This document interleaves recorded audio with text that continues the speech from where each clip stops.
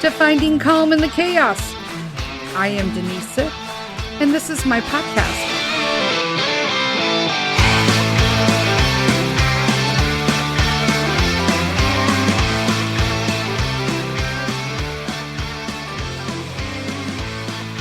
Hello, everybody. Happy Wednesday. Welcome to another episode of Finding Calm in the Chaos. I am Denise, and this is my show. I was debating. I was throwing it around. If any of you have any strong feelings on this, reach out to me. But I was thinking about changing the intro.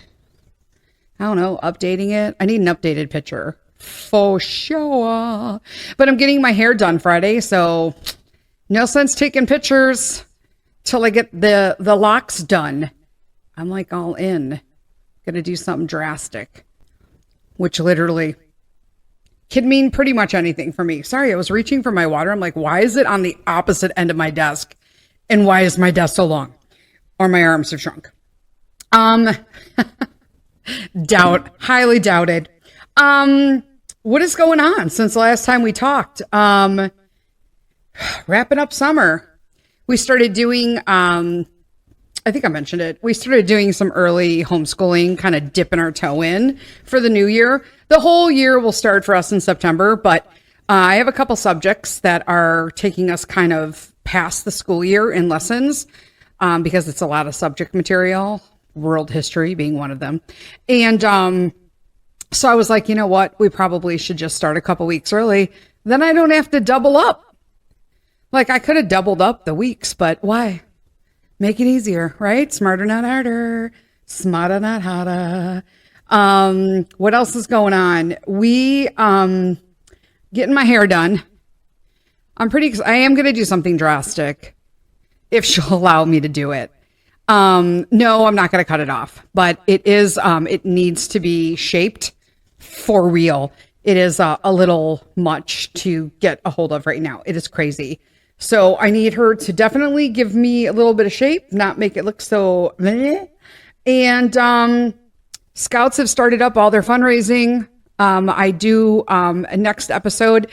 It is not required, but I'm going to have Peter introduce a little spot that will introduce his popcorn sales for Scouts. You don't have to. You don't even need popcorn. It's only available in the United States. We did ask if it was available in Canada for my Canadian friends, and it is not. Hence why it's probably Scouts. I don't know. I think you guys have something different up there. I don't know if there's Boy Scouts. No clue. All I know is that our popcorn people only deliver to the United States. There's that. So I'm going to have a little link and a little something from Peter next week. He did succeed in sales last year. He was number one because Mom got involved. I'm getting involved in Pinewood Derby next year as well. We're going to kill it. I've never researched so much physics behind Pinewood Derby. No one needs to know what I know right now, except for apparently these guys that make these videos on YouTube. But I'm all in, and it's all legal. They're all Boy Scout peeps, but it's going to be rocking because the same kid, it was a different kid, but just like popcorn, where the same kid won best sales every year. Peter got him last year and surpassed him by $800. It was awesome. Thank you to everybody who helped him with that. So, so he got the special patch and a prize, I think. I don't know, some sort of little prize. I don't know, it's a Boy Scout. Is it worth what they did in sales? Nope. But it's teaching them a lesson, right? You know, it is what it is. It's like the cereal box prize. But I'm going to age myself right now. The cereal box prize that you sent in for with your box tops and you got it. It was way cooler on the box than when you actually received it. And then you almost had to pretend like you really liked it, even though you're this is lame. You know what I'm saying? If you know, you know. Yeah. Where's all my Gen Xers right now? And then, so it was the same thing with Pinewood Derby. It's the same kid that wins every year. And I'm just your dad has been watching these videos because I saw their car. I'm literally researching the video that Mr. Sith took. Anything that I can see. I'm going this year. I haven't gone in the past because usually I feel like crap. And to be around a bunch of kids while I'm feeling like crap with lupus just means I'm going to get sick. So I choose to skip out on that. I'm like, do I want to feel like poop with lupus flare, or feel like poop with lupus flare and be sick too? Yeah, I'll choose the first one. But I'm going to supplement myself up, and I'm going because I need to watch and observe and take videos because I'm all in. All in. I'm like, what is going on? Oh, I guess I can, like, cat's out of the bag. I announced it on Facebook, and whatever. I am getting baptized. Everyone's like, wait, what? You're like going to be 56, Denise. I was baptized Roman Catholic when I was younger, just like every other person in my family, just like I did for Peter. However, I've been on, as you all know, a spiritual journey for quite some time. But it's been about 4 years, maybe 6. I don't count those 2 years. Because they were all muddled up in MLM, and I don't know how much of it was actually me on a path to spirituality and being closer with Jesus, or because I was kind of in an echo chamber of cult. Sad but true. And stop it if you're in an MLM. Whatever, good for you. You do you, but you're never going to make any money, and it's not your own business, and you are in a pyramid scheme. Just saying.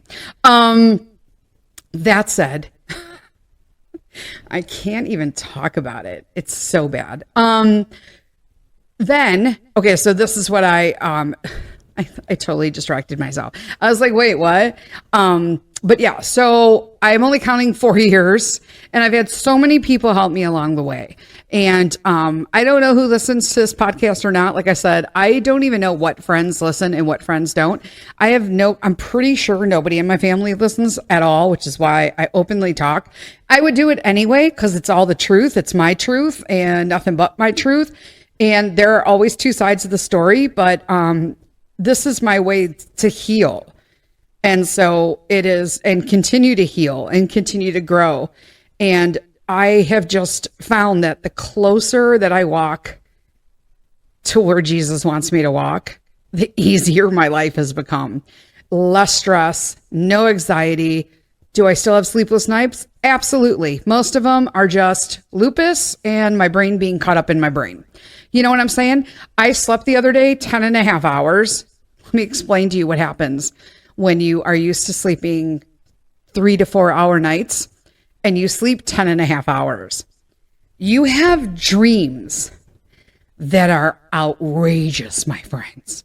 Like, I am dreaming of stuff that happened at a grocery store yesterday. I'm also incorporating something that I did in college. There's going to be someone from my youth, somebody from when I was drinking, all mixed together with like a band I know, a TV show I watched. And it's all lumped into one story. And in this particular dream, my brain couldn't be like, you know what, we're going to file all this and just let you go to sleep and enjoy your REM. And we're just going to give you pleasant thoughts of the visions, like little pictures in your head of this little pretty dream that we're going to do. Nope. In my brain, okay, my neurons and all that are just like, she's sleeping. And they are tossing shit everywhere. They're pulling boxes that were standing in the corner and trying to store those. They're pulling whatever. They don't know what, but they just know they have a short ass window while I am in REM. And so they are going to put as much stuff as they can. And it doesn't even matter how organized it is. And that's why I wind up with these weird ass dreams. I'm convinced of it, my friends. In fact, I think there should be like a cartoon. You know what's the name of the cartoon? No. I don't even know what it is. DreamWorks? I don't know. Like the one where the like anger, joy, sadness, envy, like, and then there's like puberty steps in, hormones. They should have one of just the guys in the file room and it's my brain, or somebody with OCD type A. And the whole show, I would go see that. I'd laugh my behind off. All right. So this was a nice little distraction and random rant. I'm getting baptized on Sunday. And I'm really super excited about it because it's a special day, not just in and of itself, but because Peter has chosen to be baptized as well. So it is a little extra special for both of us. My family is not going. I told them I was being baptized and they were like, okay, well, you were already baptized once. What do you need to be baptized again for? Because they're on a different path and they're really kind of stuck in a Catholicism state of mind, even though they're non-practicing Catholics. So it's interesting, I do have my amazing friend Christy is coming. She's the one that she lived in North Carolina. She's not originally from there, but she lives in North Carolina. She just moved to Tennessee. I swear, while I was in Italy, she moved to Tennessee. Wasn't even planned. Okay. So she's in Tennessee now and she's going to fly up here Friday, and spend the weekend with us and come witness to me to be baptized. She was originally supposed to come, but then they moved and everything. So I'm like, you don't have to come. Like, that'd be crazy. And then I cried because she wasn't coming. Cause I was like, she's like one of the few people who would understand how important this is to us. I do have an amazing friend from our homeschool community. She's coming. So I'm so thankful to Christy. I'm thankful to Tammy. I know that our writing instructor, Pam, she wanted to come.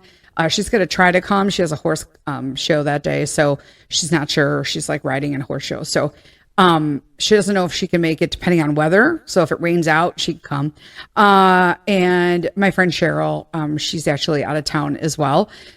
Cause I didn't really plan it. Like, it was last minute thing and I just went for it. So I appreciate all the support online. Obviously this is a public declaration of my faith in following Jesus. And, so I'm talking about it cause I think that's what you're supposed to do, right?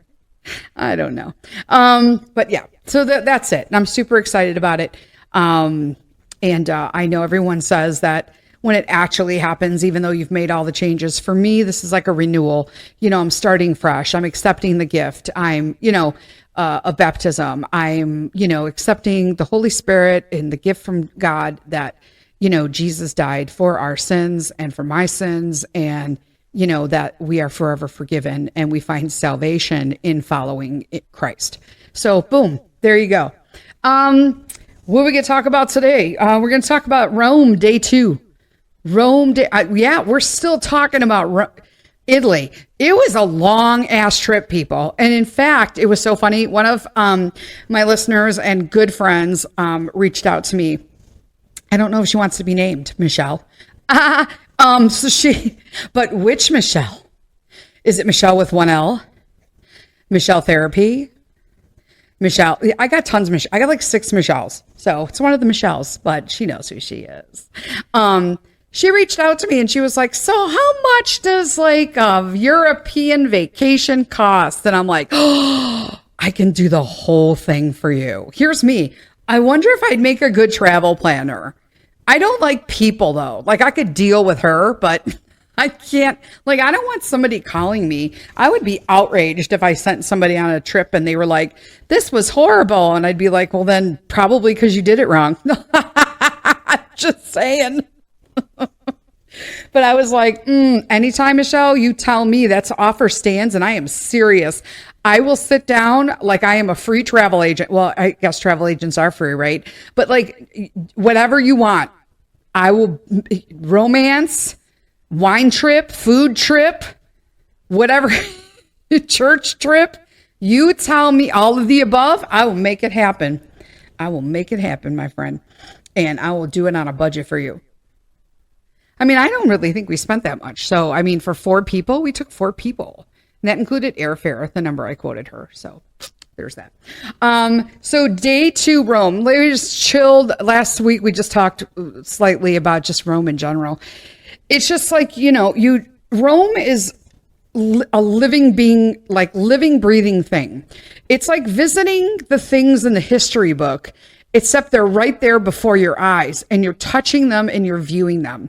And Michelle said, I don't know if I want to just be like, see a bunch of old buildings with a bunch of people. I totally get that.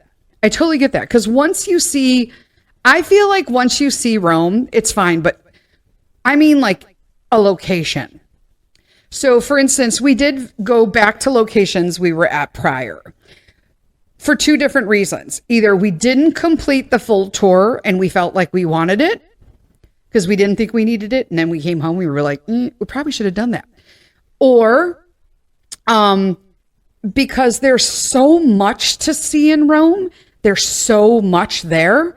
I feel like you could go back quite a few times and still see different things by just concentrating on a particular location or area and almost kind of living as a local.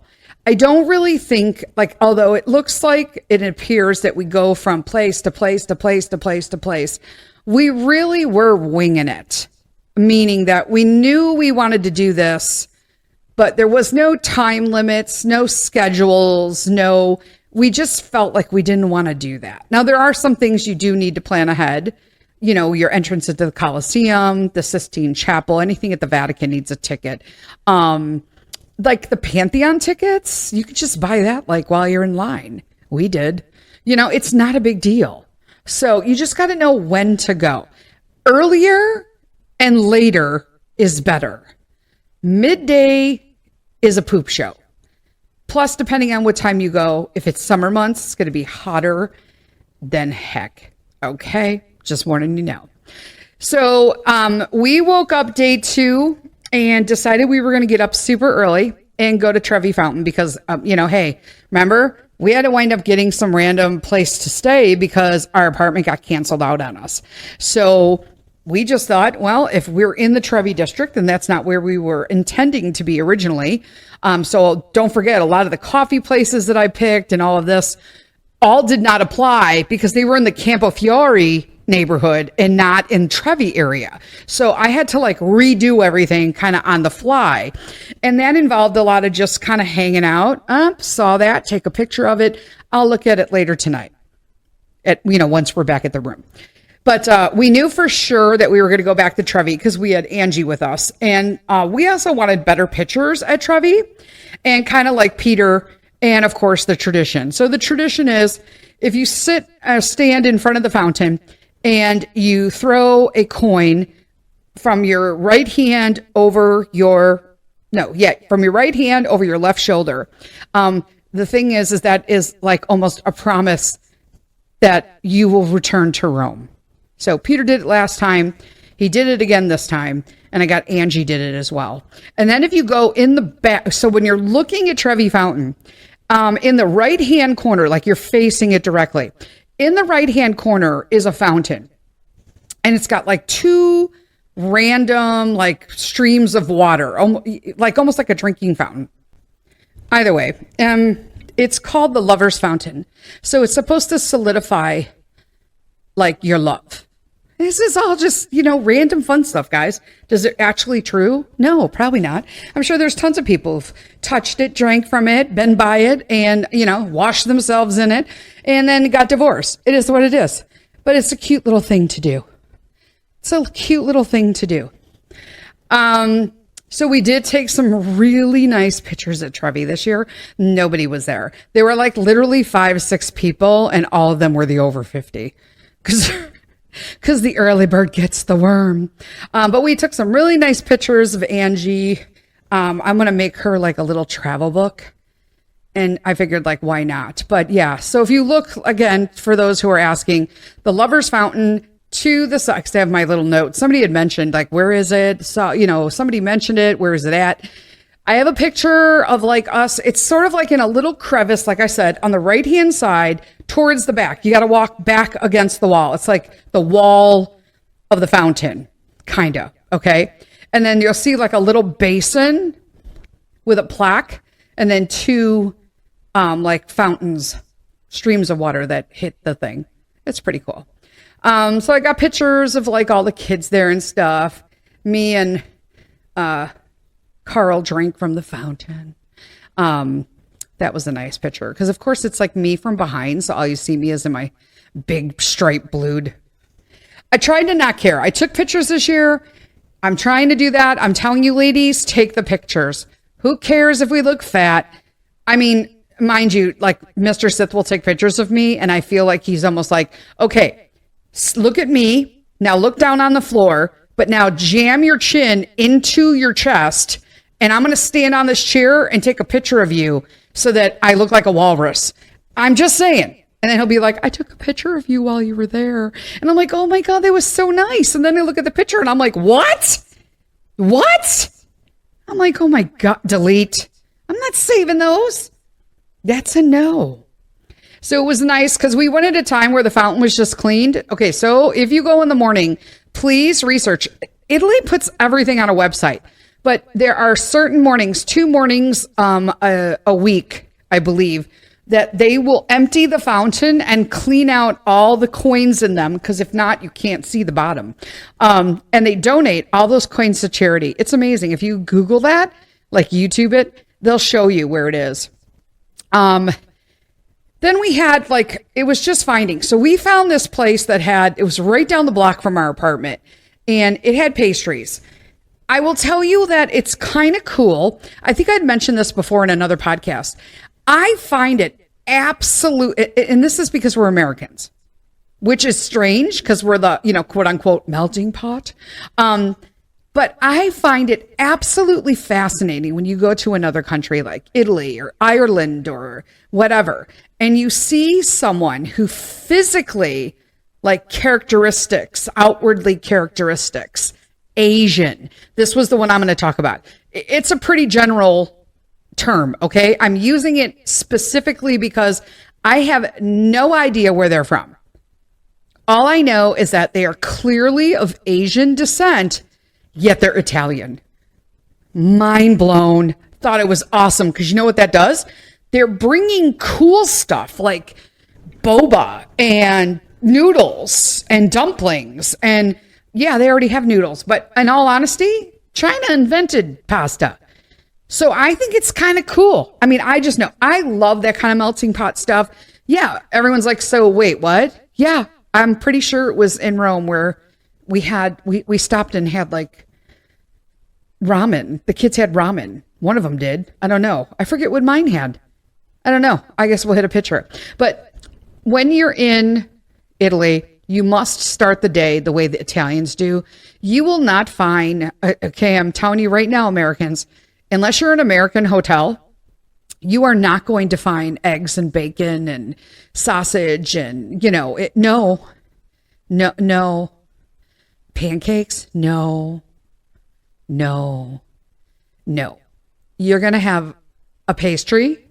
Cornetto is the most popular.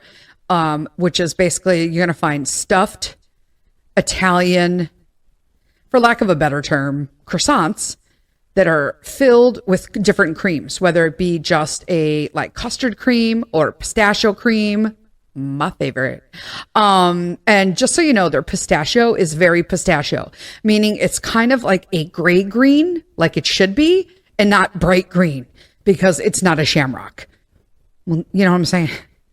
I hate artificial, and then they also have obviously Nutella or the hazelnuts, and they have ones filled with jelly and cheese and like ricotta or something like that.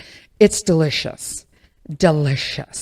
So we had breakfast there. Had our, it was right at the end. I'm telling you, the pistachio creams are so good. Always have the espresso. You're welcome to have cappuccino before 10 o'clock. If you order it after, some people will tell you, you can order whatever you want. If you're a tourist, it doesn't matter. They're okay with it. No, they're not. They just don't say anything. But technically, let me explain to you why. They don't do dairy after the morning because they feel as dairy's hard to digest. 'Cause it is. And theirs is good dairy. It ain't even the crap dairy we have here in the US. And I'm telling you, they have the best digestions and they do different digestives throughout the day. Espresso in it of itself is a digestive. So what do they know? But explore, go through the little streets. That's what we did. We went up and down the streets and looked at all the cool corners and the buildings and the architecture, the stonework, the wrought iron. We wound up going from Trevi Fountain to breakfast because we wanted to really get there before anybody else did. And then we found out if we walked down a way a little bit, one of the things we didn't really focus on last time we were there was the Spanish Steps. So I'm like, well, let's go see the little monolith. Well, it's not little, but we'll go see the monolith above the Spanish stairs. And instead of going up the Spanish steps, we were on the side where we can walk straight across and then look down on the Spanish Steps. I'm like, this is the smart way to do it, right? So that's what we did. And so they have you'll see the beautiful black cobblestone in the square, tons of cars. You look down the Spanish Steps. It's gorgeous. And we're like, wow, they're really clean and no one's here. No, nobody's really here. Why are they closed? We're like, there's no one in the Spanish Steps. What's going on right now? So we took some awesome pictures, and what was so funny is that it shows you how kids are, right? I have a picture of Angie, which apparently there was some sort of party there the night before, and there was like confetti pieces everywhere. Okay. They hadn't cleaned up yet. And we were coming down the steps, not the Spanish Steps themselves, but there's kind of like a side step that goes into the like neighborhooding side street. And so, but you're still heading the right direction, I should say. So there's a bunch of stuff on the floor. Here's me. She just randomly gathers a ton off the floor with her hands. Here's me. Ew. To be a kid and to be young, right? She's 20. First time she was in Europe.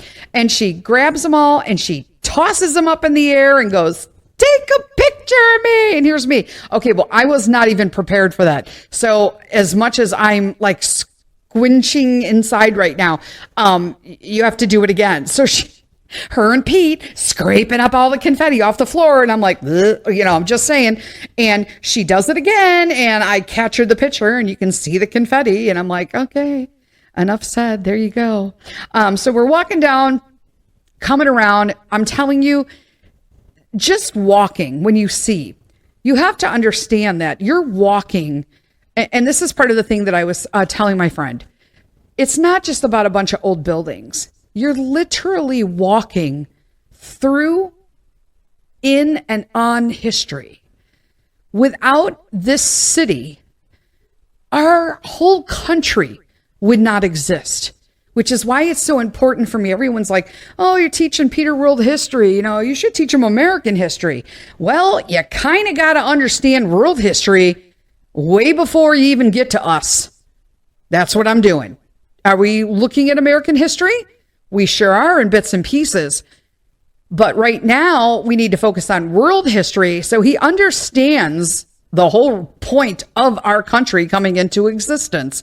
And to do that, you can't just like do the beef between England and the king and us, the colonizers. You have to start earlier. You need to know the history of power and war in the world, how it repeats itself over and over and over again.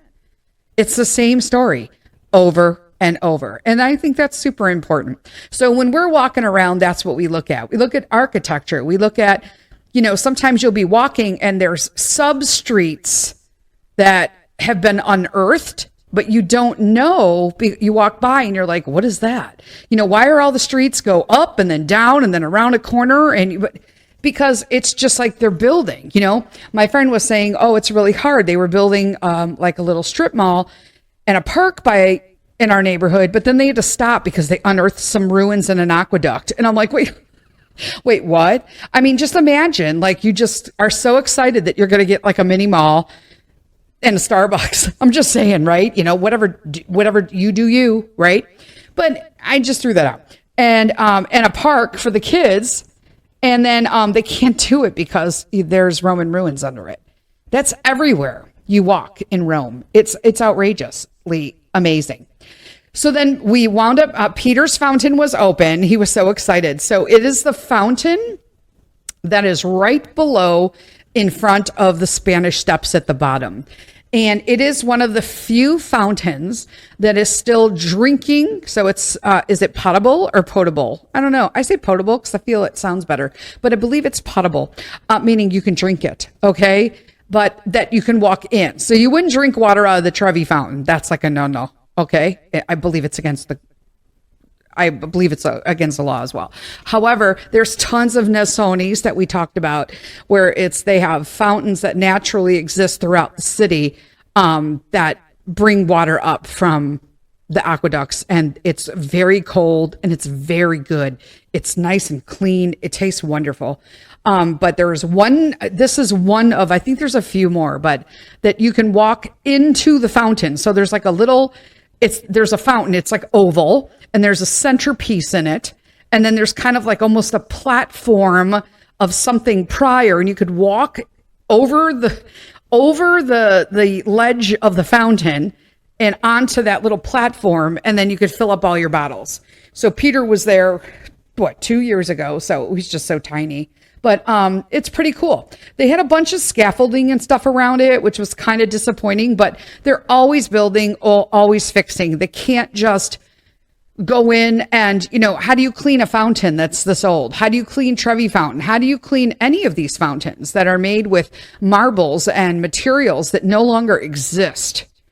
You have to preserve that. There are guys who are out there, and gals, I'm sure, that are cleaning these things with toothbrushes and special detergents or things made to clean these. They're gorgeous. Like this fountain was white. We looked at it compared to the last time we were there, and it is a remarkable difference in how clean it is. Just the stone itself. It's crazy. So took some stuff. She got to see the horses and carriages. It was so funny because I told her, always, like dogs, always ask if you could pet the horse. Don't just walk up to it. Like, that's a no. So she's like, oh, your horse is so pretty. Can I pet it? And he was like, yes. And then we get to another one, and she was like, oh, he's even prettier. Can I pet him? And she's like, no, he will bite you. I'm like, okay. See, that's why you ask, because you definitely don't need to get bit by a horse. Tons of monoliths and statues and pillars all over tiny little piazzas around Rome and any other city in Italy. Stop. Look at them. Read them. Look around the square. Those were the community places. They're really just so much history just in some of these statues alone, right?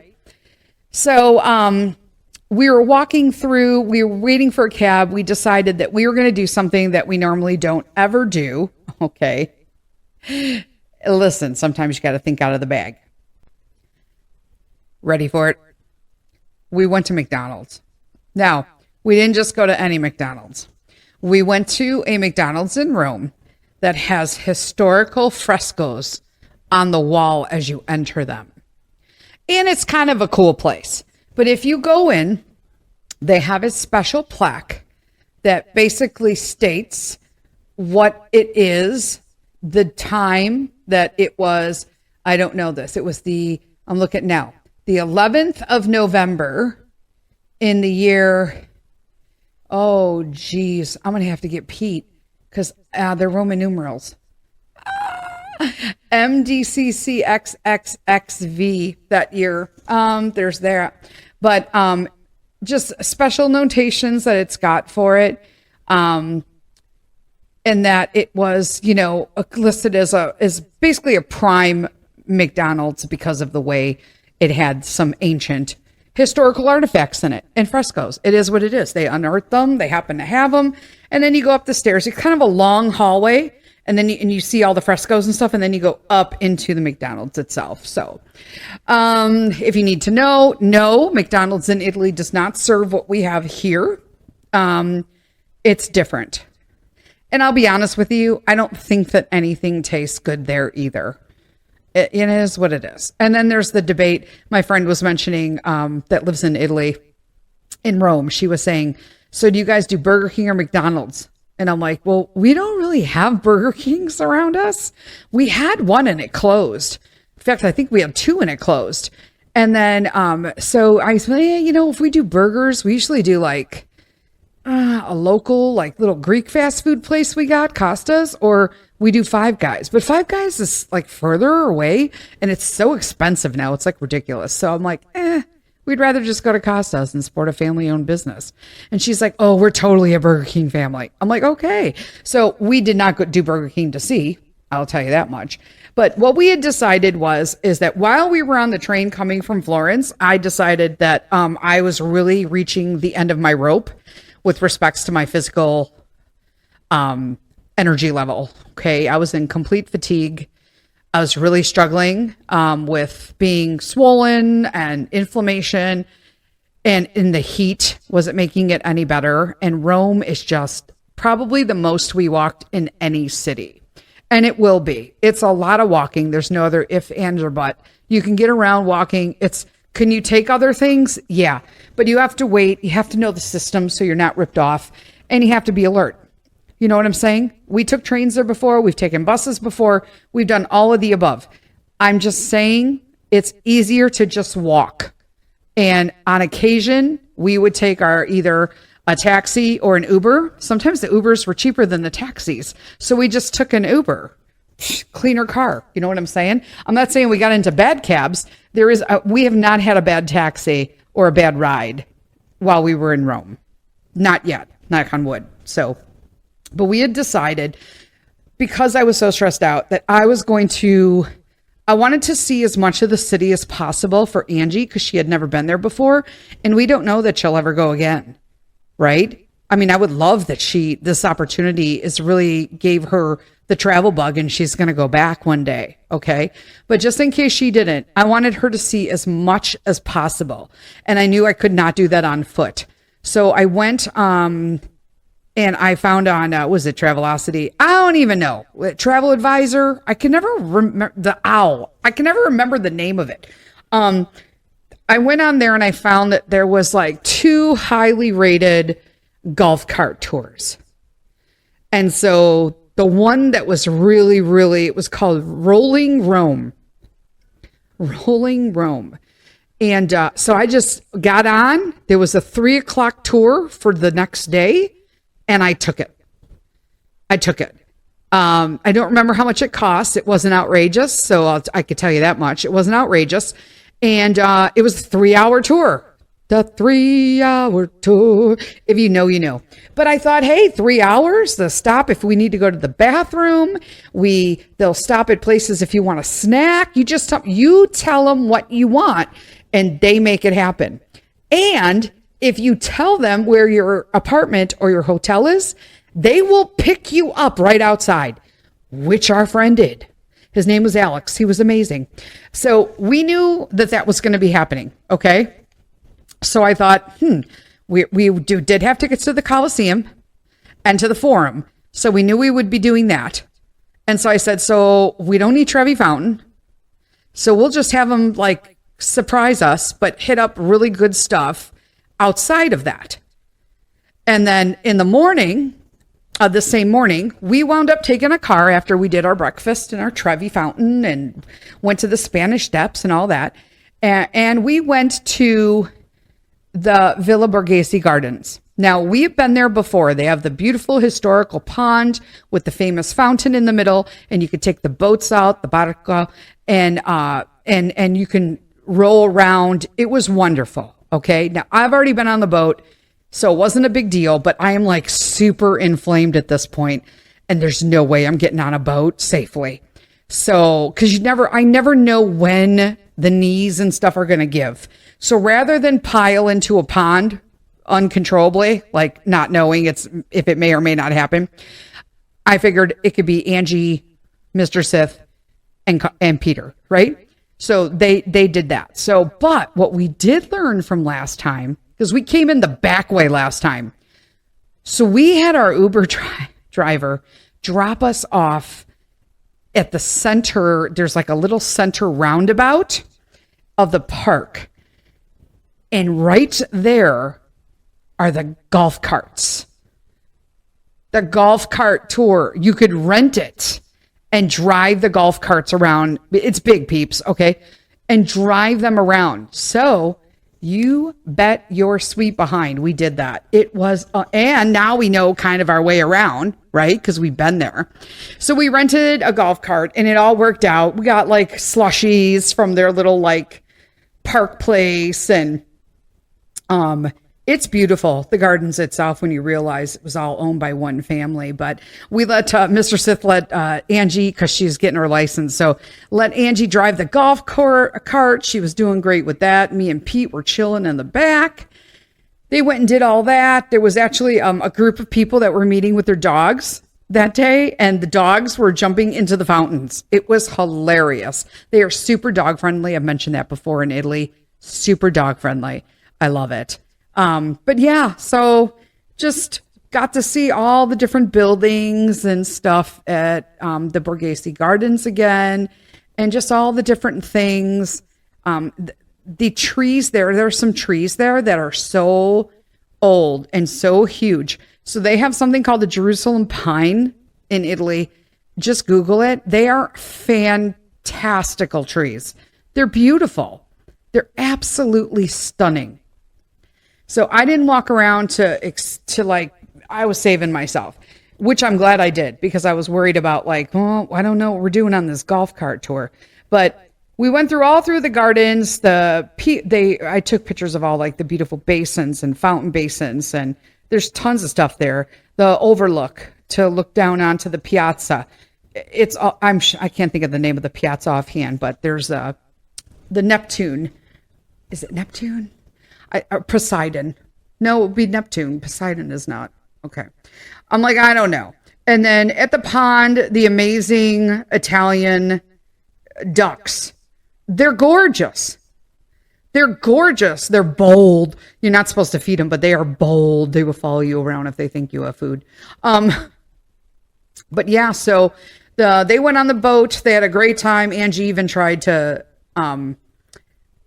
drive, like to row, and she's realized how hard it actually was. I was like, yeah, I can't row. I mean, I guess I could when I was younger, but now, nope. It would tear my back up. And they have tons of turtles at this pond. So I kept telling her, look around. There's turtles everywhere. So that's what we did for the remainder. That basically the primarily all of that morning. And I just kind of stood on the outside, sat down, took pictures of them on the boat, enjoyed. There was a nice breeze, but it was getting hot. But I did take some beautiful pictures, saw the turtles. We wound up having lunch within Villa Borghese itself. Normally I would not do that because it's super touristy, but we were tired and we were hot and we were hungry and thirsty. And so I wanted to make sure we had some place that was close, because I knew that once we got back to the apartment, we would just be basically napping and freshening up because we had to run out for the golf cart tour. But all the beautiful flowers and stuff that grow naturally, I'm like, why can't we get these? Like, I want to get these in my backyard. But all the different things that you can take. So the golf cart tour wound up coming at 3:00. Turns out they're completely booked through basically fall. And he's like, wait, you booked this yesterday? There must have been a cancellation. Because everyone online said it was really hard to get a booking too. And I'm like, really? I just went online and booked it. I'm like, boom. It was not a problem. But yeah, so he took us, we told him what the requirements were, and that we just basically wanted to go anywhere that weren't those major tourist sites, because we'd already been there, and Villa Borghese. It was a brand new golf cart. It was a 6-seater. Angie and Peter were sitting in the back at first, and me and Mr. Sith were in the middle, and I felt it was kind of claustrophobic. I'm not going to lie. I didn't like having the seats behind me, but it was super, super comfortable. And then we wound up jazzing it up a little bit at the end. So what happened is Peter wanted to sit in the front with Alex, our driver. And then he had a kid who was like Peter's age, so he was super entertaining him. And then I sat in the back with Angie, and then Mr. Sith had more room like in the middle. So, because he's big. But they took us to the Tomb of the Unknown Soldier. It's a beautiful building. He took us to so many great places, tons of areas. He took us to the highest spots, showing us the different parliament buildings. He took us to the Argentinian area that has where Julius Caesar was stabbed and where the cat sanctuary is. He took us to go see a lot of the old churches. I can't think of it right now, but the one with that you walk up that has the angels on either side. Oh, I'm horrible at this when I don't have any notes for today, so I kind of blew it. But all the different, like, we ran along the river for a little bit because we were going to go over to Trastevere. And so we went through Trastevere. We walked up and down the streets. We wound up stopping there for gelato. And he picked up a supli because he had not ate that time. And I'm like, how cool. We're just walking around, getting food, talking to this guy. The gelato was amazing at that place in Trastevere. I did find out, though, as we were going through there, that it probably is great to visit, but I don't know that I would have wanted to stay there. Now, I was staying just north of there on the other side of the river in Campo Fiore originally is where we wanted to stay. And that's the apartment that canceled. I still feel like I would have liked that neighborhood better because it's just a little bit, where we were staying was a little bit more local. But he wound up taking us up to one of the highest spots. We were just driving up and up and up and up to one of the highest spots in Rome. And right through this area in the corner, you can see St. Peter's Basilica, and it's almost perfectly framed by trees from the high point. It's gorgeous. And then, of course, if you look the opposite way, there's tons of stuff. You could see all of Rome. He took pictures for us. It was just so nice to see a different perspective. And he's like, a lot of people don't come up this way because it's a lot of walking, like to come up that high. But to look down and see the tomb and the Colosseum and like everything all there, to see all that history was pretty remarkable. So that was a great view that we wouldn't have gotten without him. And then he also took us to the Jewish ghetto, which I was super excited about. He did Trastevere first and then did Jewish ghetto. I wish we could have spent more time in the Jewish ghetto. I feel like that is a highly underrated neighborhood in Rome. It is gorgeous. Trying to think. There was something. So the gelato place, because everybody always asks. So the gelato place that we went to is called Otaleg, which is gelato spelled backwards. Otaleg. Okay, Otaleg. It's gelato backwards. They had amazing flavors. Highly suggest them. Now, they were not covered gelato, but it was good gelato. So it wasn't authentic gelato, like super. But they didn't pile it up high, and they did have it in stainless steel. It just wasn't covered. They did have the cases closed, though, in between scoops. So, I'll give them that much. He also took us, there were so many different, like the architecture and all the different areas, to just drive around and see it all was really kind of nice, to just not have to do it for yourself. We went through, I forget what it's called, but it's like a dedication bridge to the Virgin Mary, and all of the people who prayed to the Virgin Mary for all, whatever they needed. And when their prayers were answered, they put thank you plaques on this bridge area that's dedicated to her. It was kind of cool. Super, super cool. The tower, a lot of the neighborhoods are really nice. I was like, what? That's where I need to stay. I'm like, we need to come back and stay in this neighborhood. We did go and see, I believe it's St. Agnes.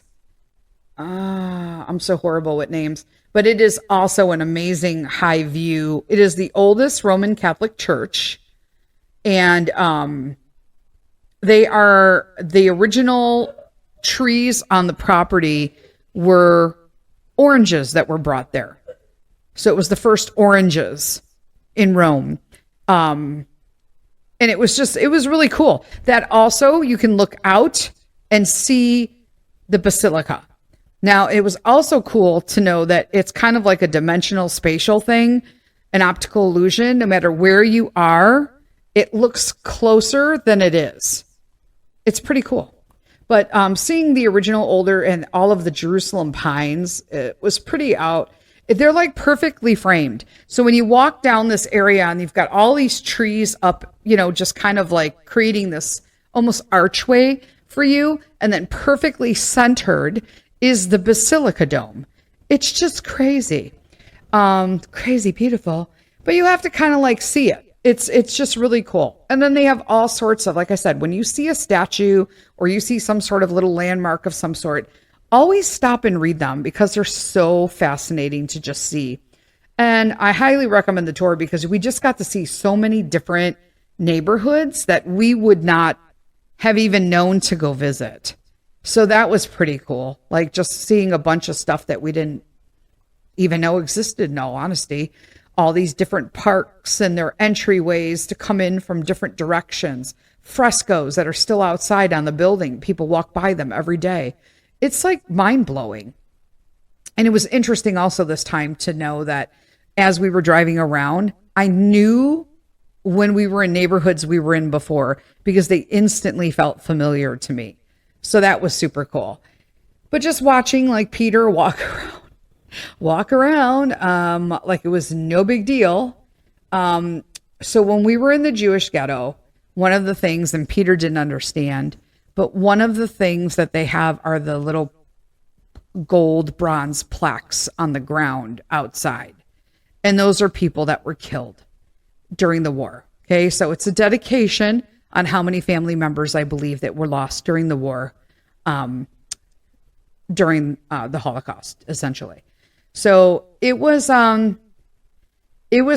Their church in the Jewish ghetto was beautiful. It's such a gorgeous building. Highly recommend you go see it. Like I said, I would definitely spend more time in that neighborhood, in and of itself, because I felt like there was more I wanted to see there. But, excellent tour. I'm trying to look what else we did here. Lots of states building. The Bridge of Sighs, we were walking and he was like, right down here. So every now and then we would get out of the golf cart and he would take us somewhere. He did take us on some excursions and I was having trouble keeping up at one point. And I finally just told him, I said, listen, just so you know, I have lupus. And he was like, oh my gosh, I'm so sorry. Do you want to I will not take you anymore walking. And I said, no. It's okay. I just want you to know that I won't be able to keep up at that particular pace, but I want to see these things. So he kind of took us through like a bunch of different, like almost kind of like a Bridge of Sighs thing, right? So where they kind of are walking, obviously that's in Venice, but there's bridges like that similar so that the aristocracy and they didn't have to walk on the streets. So it's kind of cool. All the different buildings and the palaces. And he took us into, maybe that was St. Agnes. I'm not sure. But it's the church where when you look up at the ceiling, it's absolutely phenomenal. It is absolutely gorgeous. This fresco, this painting, this round dome, right? But in actuality, when you look at it, okay, it is not domed at all. It is painted to create the optical illusion of it being domed. But it is not domed, which is the cool part. It's just stuff like that. Tons of little, obviously, side areas. Peter lit another candle for his godmother. And it was just, I've never been disappointed with any churches. But this church particularly specializes in, for lack of a better term, nativity scenes. But miniatures that are handmade and created in displays. And they had one that is basically like the workings of the ins and outs of the ancient cities. Okay. They are so detailed and full of just color and whimsy. It was remarkable to see. I'll just tell you that. We finished out the tour I told him that he did not, he asked, which I thought was awesome, but I told him that he did not have to drop us off at the apartment, and we were all really hot by that time. So he took us to Rinascente. So Rinascente is a mall there and in Rome. And he's like, I'm going to take you into Rinascente, and we are going to see a monument inside the mall. So while they were building the mall, like I had talked earlier, they started digging and they found an aqueduct area, an archaeological site. Okay. So it was the Aqua Virgo Aqueduct. Okay. And it's considered one of the great engineering works of the ancient Roman era. It was apparently built like between 25 and 19 BC by Marcus Agrippa, the son-in-law and the of Emperor Augustus. Okay. They said the name probably stems from the purity of its water, but according to legend, it derives from the apparition of a virgin who showed Agrippa's soldiers where to find the natural spring. So it is so cool that they unearthed this thing and decided to keep a portion of it along the wall of the mall downstairs. And you can look down because you're kind of like on this main level of the basement. So it would be the lower level of this huge mall, right? It's like, I think it was like 8, 9, 10 floors. Okay. And it's all high end stuff. Okay. But when you go to this one little part, there's a glass partition and you can actually look over the edge and you can see the aqueducts. They literally unearthed them. The original floor of one of them exists. No, it would be the ceiling. So, because they all got it. But it's interesting to just see that it goes down even further. It goes down even further. It is just crazy. You're in a mall. You're buying high-end Louis Vuitton or whatever you, Prada, whatever, right? But yet, here's this ancient Roman aqueduct. That's insane. We did something that we normally don't do for dinner that night, and that was we ate in a tourist area, right? But this place had it had big reviews. It's called Pizza and Trevi, okay, the PIT experience. The reason why I thought this one was okay, reservations are a must. The place is packed. And as soon as we made our reservations early for this one, so it was kind of easier to get a reservation, but because it's in a tourist area, everybody else is eating there too because they're tourists and they don't eat late. So the deal is that this place made pizzas, but they used sourdough and they actually put the mother on the thing. It's like on the counter in the back. So it says, Levito Madre Sourdough Starter, 1/8/2010. I mean, you're eating. I'm just saying, if you know, you know. Okay? If you are a bread person who can't eat bread, and you realize that you can eat stuff like this, and they openly advertise because they're proud of the fact that they're using a good bread and a starter, stop it right now. It was so good.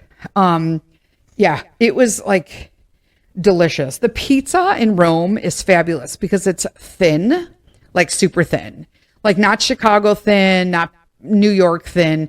It's hard to describe how thin it is, but it's so flavorful. You think you need a lot. I love, so there's they have a limonata biologica. So basically it's a organic lemon, like sparkling soda for lack of a better term. It was my favorite. My favorite. Delicious. I loved it. But that was what we ate for dinner, and it was really good. We were all pooped by that point because even though we were just going around on the golf cart, we were still super exhausted because of the heat. We did get out and have to walk around, stuff like that. And but that was our first day was a lot. It was a lot. People don't even realize how much just one small archaeological historical area in Rome can encompass, because it's not just going and looking at something. It's the history, the story, the art, the creation, somebody made it. It's still standing, like, holy cow. But that's the Rome that I like and I enjoy. I really do. I just love the history of it. And Roman people, I think, are super, super friendly. I know it's not like New York. Sorry, New Yorkers. But you guys, like, honestly didn't even notice somebody walking around with an AK-47. Like, if you know, you know. There was a news story where somebody literally openly was carrying an AK-47, like, into a place and shot it up. He literally walked to get there, like an average New York day, and not a single person reported it till he started shooting at the place. I'm like, what? Oh, but that's pretty much New York. They don't even look up from their, like, phones. They just go about. I'm going to be honest with you. There's tons to see in New York. I haven't been there in ages, but there are historical things and cool things to see in New York. But in all honesty, it is one of the most unfriendliest places I've ever been. And I've been a lot of places, just saying. I love my peeps who are from New York, but all of them, I'm just saying, I don't know if it's coincidence, but all of them no longer live in New York. City, New York City. Not my upstate New York friends. Y'all are different. You cut from a different bread. All right. That's all I got for right now. I will talk to you guys again next week. And until then, lead with kindness. Bye.